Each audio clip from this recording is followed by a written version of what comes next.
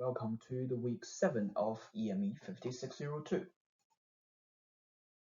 To get us started, I would like to make some final comments on the week 6 and then give you guys an overview of what is coming up this week. In week 6, we start to focus on the text-based designs like job aids. Although job aids are typically in printed forms, I would also like to remind everyone that they can be interactive because we're now in a digital era. In some circumstances, we can build tabs or labels or filters, etc., to make the job aid easy to reuse and improve the performance substantially. Very much like infographic, designing Java aids also depends on the context a lot. Successfully identifying the performance gap within the context is probably the most important step in designing the Java aids. That often requires designers to have a deep understanding about the audience, the workplace, and the culture. Building up a robust understanding will make the subsequent design so much easier. Just like choosing typography, many of you mentioned the principles of choosing typography, but I have to admit that personally I have been relying on my intuition largely. This intuition is not necessarily just my aesthetic preference, but it is rooted in my understanding about the design problem.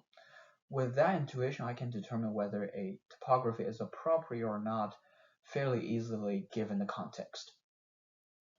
Last but not the least, I was following y'all's peer critique, and I have to say that everybody did a fantastic job in creating infographics and provide feedback to each other. I had a lot of fun reading these. Very good job. This week's reading has 3 focuses.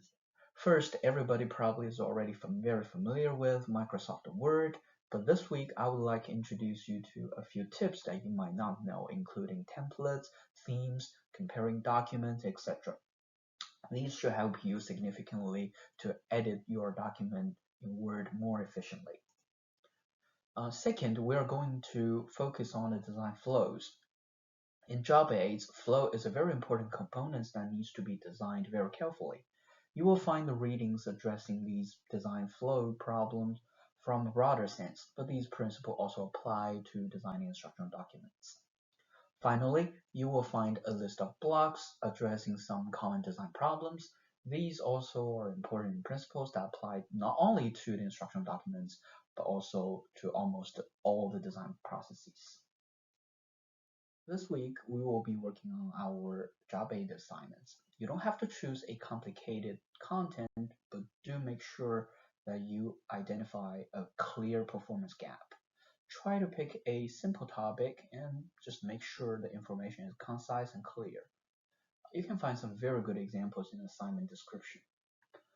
Finally, if you would like to share the job aid with outside communities, you should consider to include a Creative Commons license for your document. You can find a tutorial in week 4's module about getting your Creative Commons license. Okay, so with that being said, I will see you guys this week on the discussion board. Good luck.